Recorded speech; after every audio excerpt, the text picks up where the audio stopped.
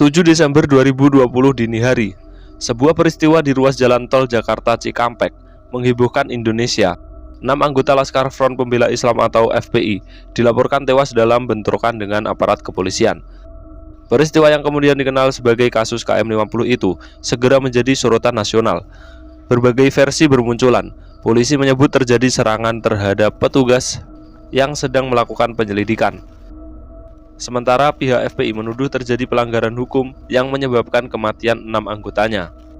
Kasus ini berkembang menjadi salah satu peristiwa paling kontroversial dalam sejarah Indonesia modern. Berbagai lembaga negara, organisasi hak asasi manusia, hingga pengadilan ikut terlibat dalam mengungkap apa yang sebenarnya terjadi pada malam itu.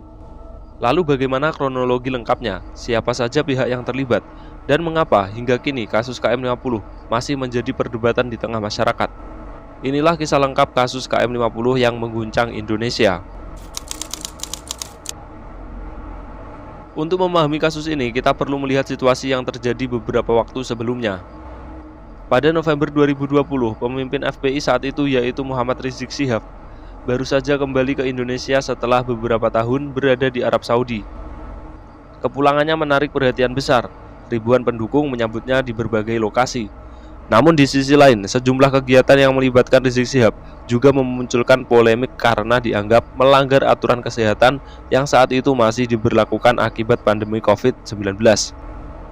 Polisi diketahui melakukan pemantauan terhadap berbagai aktivitas yang berkaitan dengan Rizik Syihab dan kelompok pendukungnya. Dalam kondisi inilah peristiwa yang kemudian dikenal sebagai KM50 terjadi. Pada malam tanggal 6 Desember hingga dini hari 7 Desember 2020, aparat kepolisian melakukan penyelidikan terkait informasi mengenai rencana perjalanan rombongan yang berkaitan dengan Rizik Syihab.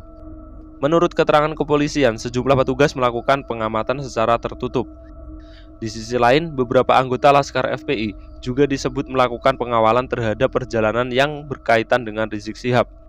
Kedua pihak berada di area yang sama pada waktu yang hampir bersamaan. Dan disinilah awal konflik bermula.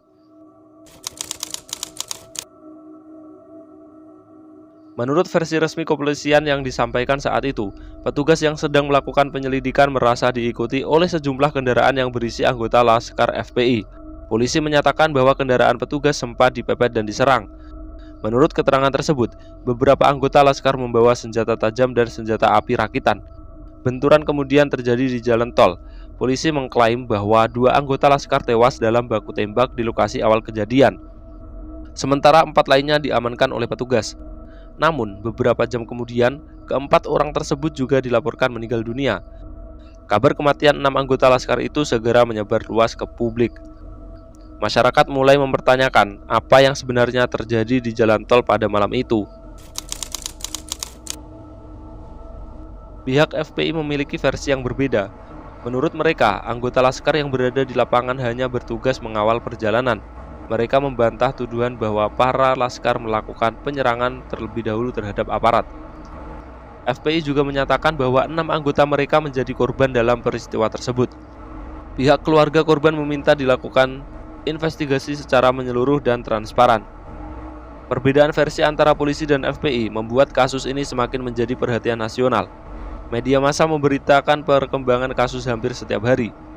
Berbagai pihak mulai meminta adanya penyelidikan independen.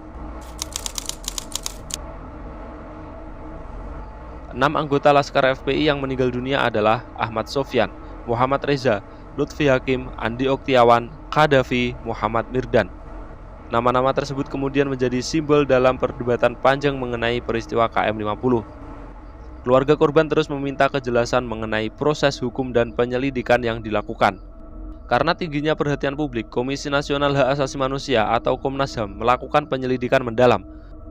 Tim Komnas HAM memeriksa saksi-saksi, mengumpulkan bukti, serta menganalisis berbagai rekaman dan dokumen. Hasil penyelidikan mereka kemudian menjadi salah satu bagian paling penting dalam kasus ini. Komnas HAM menyimpulkan bahwa memang terjadi peristiwa saling serang yang menyebabkan 2 anggota Laskar meninggal dunia dalam bentrokan awal. Namun terkait 4 korban lainnya, Komnas HAM menyatakan terdapat indikasi pelanggaran hak asasi manusia karena mereka berada dalam penguasaan aparat ketika kehilangan nyawa. Temuan tersebut memicu diskusi besar di masyarakat. Sebagian pihak menilai hasil investigasi tersebut membuka fakta baru. Sebagian lainnya mempertanyakan berbagai aspek dalam laporan tersebut. Setelah penyelidikan berjalan, kasus ini akhirnya masuk ke proses hukum. Beberapa anggota kepolisian ditetapkan sebagai terdakwa dalam perkara yang berkaitan dengan kematian 4 anggota Laskar yang berada dalam penguasaan aparat. Persidangan berlangsung cukup lama dan mendapat perhatian luas dari media. Berbagai saksi dihadirkan, ahli forensik, penyidik, serta pihak keluarga korban turut untuk memberikan keterangan.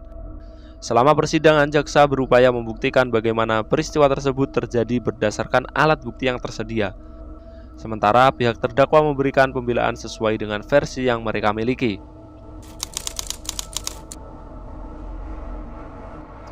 Pada tahun 2022, pengadilan akhirnya menjatuhkan putusan. 2 anggota polisi yang menjadi terdakwa dinyatakan bersalah dalam perkara tersebut. Namun putusan yang dijatuhkan menuai beragam reaksi. Sebagian pihak menganggap putusan itu telah memberikan kepastian hukum. Sementara sebagian lainnya merasa bahwa masih terdapat banyak pertanyaan yang belum sepenuhnya terjawab. Perdebatan mengenai keadilan dan transparansi dalam kasus KM50 pun terus berlangsung. Kasus KM50 tidak hanya menjadi persoalan hukum. Peristiwa ini juga memiliki dampak sosial dan politik yang sangat besar. Di media sosial, diskusi mengenai KM50 berlangsung selama berbulan-bulan. Dukung berbagai pihak saling menyampaikan argumen dan pandangan mereka. Kasus ini juga sering muncul dalam berbagai diskusi politik nasional. Bahkan beberapa tahun setelah kejadian, KM50 masih sering disebut dalam perdebatan publik mengenai penegakan hukum dan hak asasi manusia di Indonesia.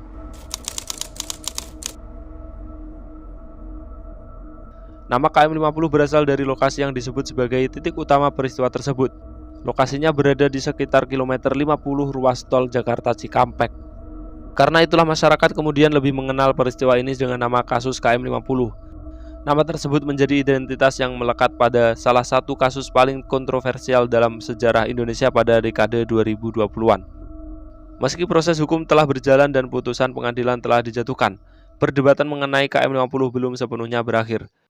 Masih ada pihak yang meyakini versi kepolisian, ada pula pihak yang menilai masih terdapat fakta-fakta yang perlu digali lebih lanjut. Berbagai organisasi masyarakat sipil juga terus mengingatkan pentingnya transparansi dan akuntabilitas dalam setiap proses penegakan hukum. Kasus ini menjadi contoh bagaimana sebuah peristiwa dapat memiliki dampak yang jauh melampaui kejadian itu sendiri.